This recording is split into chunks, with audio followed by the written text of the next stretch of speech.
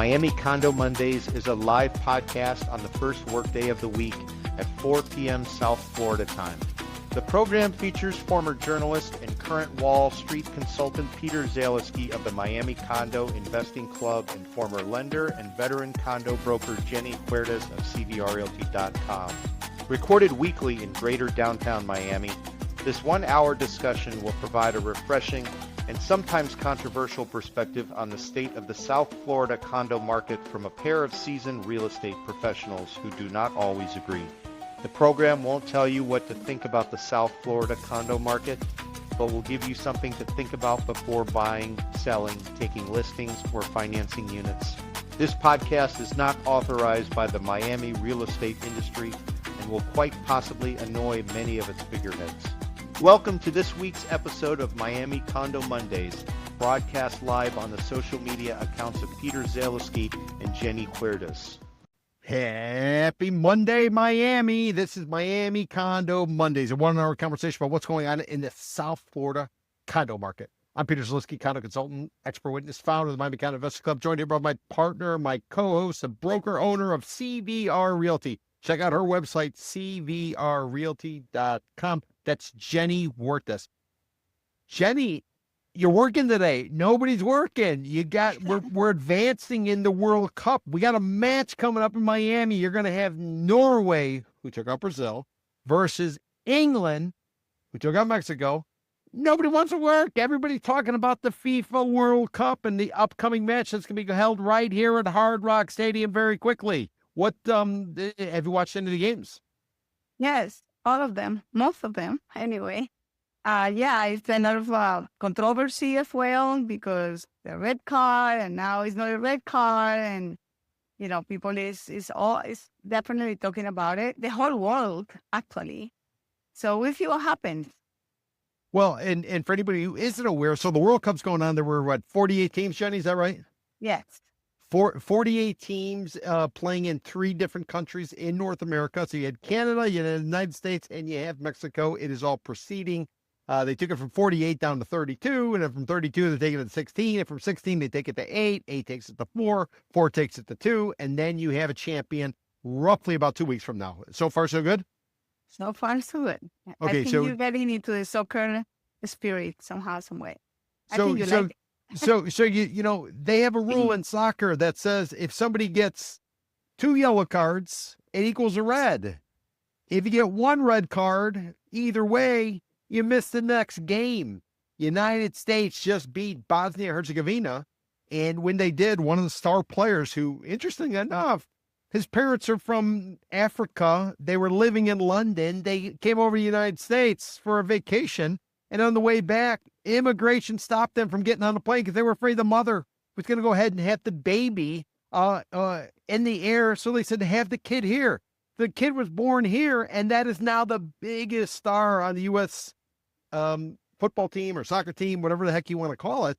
That's the player who, for the first time in 100 years, scored more than 1 goal in a match from what they were talking about. I'm by no means an expert. He's also the guy who got hit with a red card. He got hit with a red card, Jenny, in that big match against Bosnia to take us to effectively what would be the, the final, is it no, it's not the 8, it's 16. The 16, right? Yeah. Yeah. So he gets hit with a red card, and President Donald Trump doesn't like it. He makes a call, according to President Trump, in a press conference. Yeah, this isn't right. If you got kicked out of that game, you shouldn't have to be suspended the following game, even though these are international soccer or football rules. And lo and behold, the head of FIFA, they make an exception. So our star, whose parents are from Africa, raised in the UK, happened to be born here. Our star is now playing in all of Europe, all of Latin America, all of everywhere is annoyed because they're saying, hey, you're making an exception. Yes, it is good for the States, I guess, and bad for football. And even if the United States win today, they're always gonna have that staying there because it's just the law, and it's sad. It's a sad day for football, and we'll see what happens. Yeah. Well, what will happen though is the matches are going on, and Miami's got a match this week against Norway versus England. So that should be a heck of a match. But Jenny, I guess the point I'm making is when we were coming into the summer, one of the things we called is that, once the FIFA World Cup began, which is in June, and Miami's hosting matches, once it began, nobody's going to care about looking at real estate. They're all going to watch the matches. They're going to go from city to city. We all saw what happened with the Scots. They were up in Boston. They came down to Miami. They were everywhere for the matches. Nobody's talking condos. They were talking about drinking. They were talking about eating. They were talking about singing and marching to the Marlins game. Jenny, the Scottish team, they marched from Little Havana, the ball and chain. They watched about a mile north to the Marlins game. They filled that place up. It hasn't been that filled since, I don't know, opening day of the stadium like 15 years ago. Yeah, it is. It is great ambience. Not everybody is not talking about condos. We are, and Yes. so some of our buyers are too. And of course, you have to combine, if you like soccer, combine it with the party, the festivities, the people from all over the place. It is a lot of fun. It's I just a little disappointed by what is happening because it's unheard of and normalized in some way. Everything is so crazy that we're like, oh, it's just another crazy thing, the celebration for the fireworks was delayed. The drones were super delayed, and then they made a mistake and they put 250 years, and they're supposed to put below of unity or whatever. They put bicentennial, and bicentennial is 200. So everybody's talking about it. It's just like things like that. I mean, they never happen in this country. So I think it's both interesting, intriguing, and hoping for the best, because hope is the last thing you lose.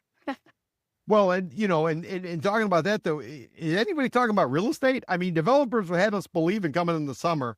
People were coming to Miami for the matches, and they were going to be focused on condo shopping. They were focused on real estate shopping. Sellers were thinking if they couldn't get out of their place in the winter, this was going to be time to get, because everybody's rolling into town for the soccer, for the football, depending on what you want to call it. Jen, give me your first read. How interested are people in going out and looking at condos when you could have matches and there's been a ton of them. You had the Colombians. What give us the latest on the Colombia team? I know that's the team that you support. They look very good. They are advancing. Tell us what's going on with Colombia, and also tell us, are people interested in looking at condos during this window of the FIFA World Cup? Yes, actually, both things, two things. For the people coming to town to see condos in between the matches, I know all developers have games, and they even have raffles for tickets for the stadium, and maybe they got a couple of people like that. I doubt it, to be honest with you. I think more people that live here, locals, they know that they have a better chance in the summer historically, so they are doing this. This is what I noticed in my practice. That's on the real estate side. On the fan experience, it's been both crazy because, for example, if Brazil play or Colombia play, I don't know, I'm Colombian, but I don't know where all these Colombians came from. It's like millions of Colombians everywhere.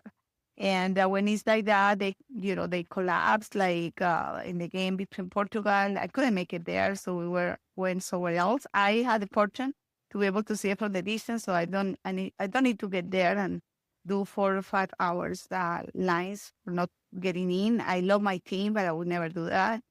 And then I went to the United States game last week, and it was super easy going. It was, I went to the main stage. I was able to roam all around. It depends on who's playing. And today is the last day for the fan fest. And today is the last day, and they close it with the United States game. And tonight. And I was at United States versus Belgium. Tonight. Mhm. United States versus Belgium. Yeah. This is the player who got the red card that Donald Trump said in a press conference. He made a call, and somebody he has 10 times more respect for today versus yesterday, after the guy overruled and suspended the red card suspension for 12 months, which is way after the tournament. That game's tonight. Yes, at 8 p.m. and that's the last day of the park. Actually, I believe that they didn't want to go on the furthermore the city because it's hard to control. One thing I had to tell you, I was last night in the Mexico England game, and it was really hot, and then it started getting cooler, and I thought, oh my God, it's gonna rain, and then I saw like a lightning on the distance, and then when the match was in the highest point to the penalty kick that was granted to Mexico, they stopped the transmission. I say, attention, No. attention. Everybody has to leave because it's a storm coming. So, but they also, it was like a really, I'm glad that nothing happened or it started raining and, really lightning on the people because on the exits, instead of opening all the possible exits for emergencies, they funnel everybody into one. And then they, in Biscayne Boulevard, instead of opening all the streets, they closed the streets. So they were putting the people from thousands of people into the bottleneck. Not only that, the Mexicans, they wanted to watch the game. So whenever they see like a TV, they will stop there and gather there. So the people couldn't pass through it. So it was chaos. That part, I'm gonna tell you, this Fan Fest was excellent, was great, but I think they mismanaged that evacuation, and I'm happy to report that nothing happened really, but I think they should.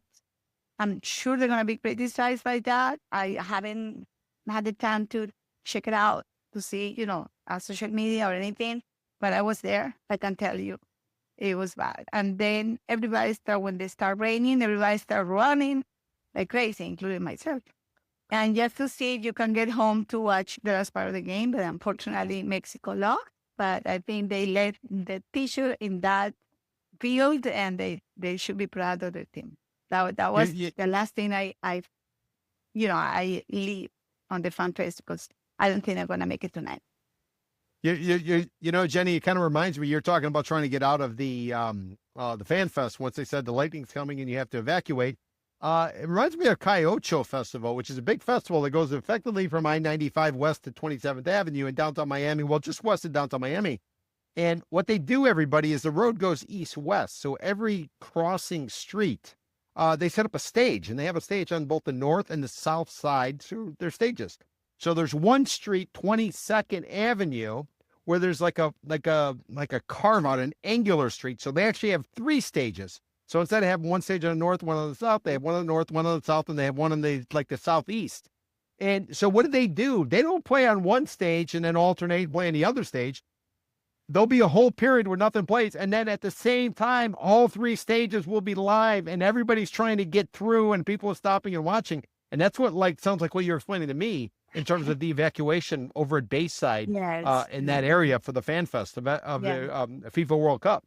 Yeah, that was. I mean, they could wait 2 minutes until the penalty kick happened. I mean, really, seriously, that was bad. That was the worst part because the people stayed there reaching for the phones just to see what happened with the penalty. So they got a goal and everybody so happy, because now they're 3-2 still on disadvantage, but at least they scored another goal. But then the people is running, trying to get to. No, it was chaotic. Nothing terrible happened, I hope. But I think they should learn how to evacuate people from a venue like that because there was a lot of people there. Not like a Colombia game, not like a Scotland game because the Scottish took over the town and the Brazilians. Yeah.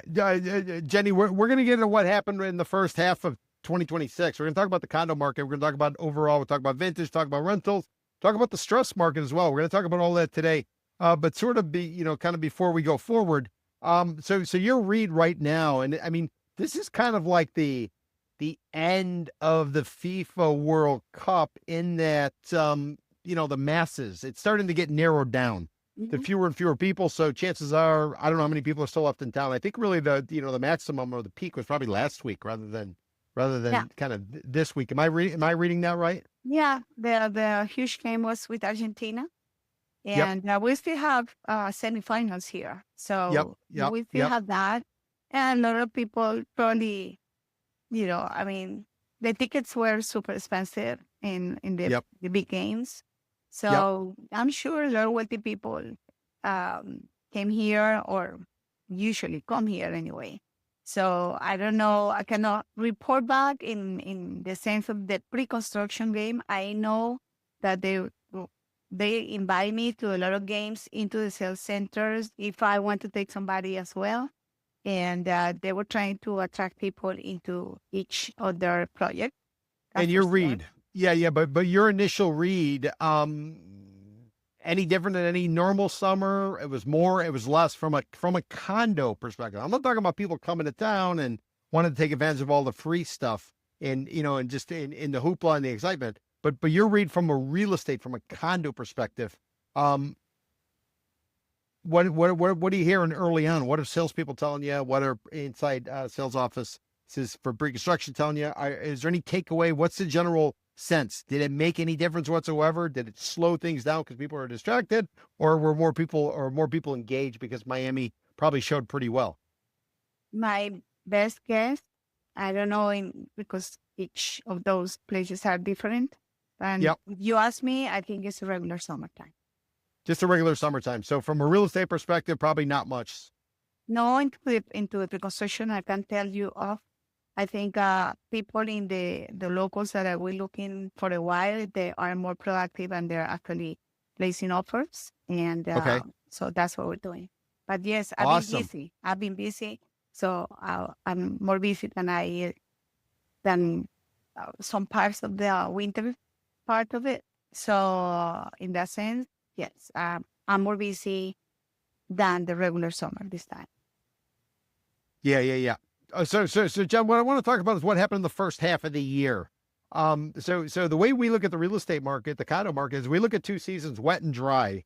We're now in the wet season. That wet season is also the summer buying season. That's going to go from May through October. That'll lead us into the winter buying season, which would be from November through April. The difference is in the winter, you got casual buyers. You got people coming here for vacation. They come here for an event. They come here to go on a cruise or something.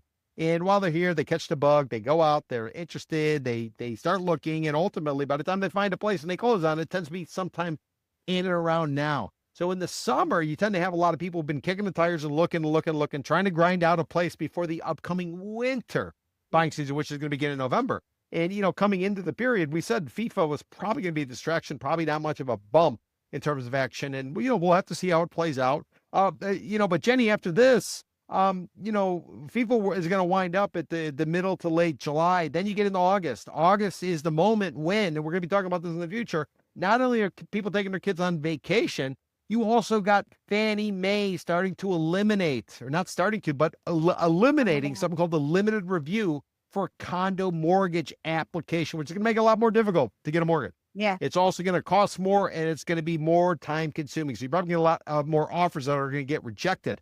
So, I'm just wondering, are you noticing or have you heard about anybody frantically trying to get in and buy a condo before the lending restrictions or the lending strategies and criteria changes come August? No, we're not, because the rates are still high and not everybody's trying to run the clock against that new rule. I think cash buyers are more proactive right now. Like they really want the deal. They're trying to place offers below the asking price. And for what it's worth, Jenny, if I can interrupt, what it's worth, you said mortgage rates are so high. I'm looking at everybody, Mortgage News Daily. This is a site that a lot of the media uses. I believe in the media. I believe in the press. I believe in information. So that's all I'm going to say. The media uses this site, and they're coming in at 6.59% on a mortgage, a 30-year fixed rate mortgage. That's somebody with ideal credit. If you got a couple dings on that credit line, that thing's going up. It's closer to 7, Jenny, than it is to the infamous 4 or 5 handle that's necessary, the Wall Street says, in order to jumpstart housing. Remember, everybody, interest rates go down, housing goes up. Interest rates go up, housing goes down. So we're pushing towards 7 much sooner than we're probably going to get to 4. So you were talking about mortgage rates. Yeah, it's obviously an obstacle. And then you throw in the Fannie Mae that we were talking about. The elimination of the limited review, which is basically a fast track way to get your loan, your mortgage for one of your condos. At least that's what all the experts are telling us. Yeah,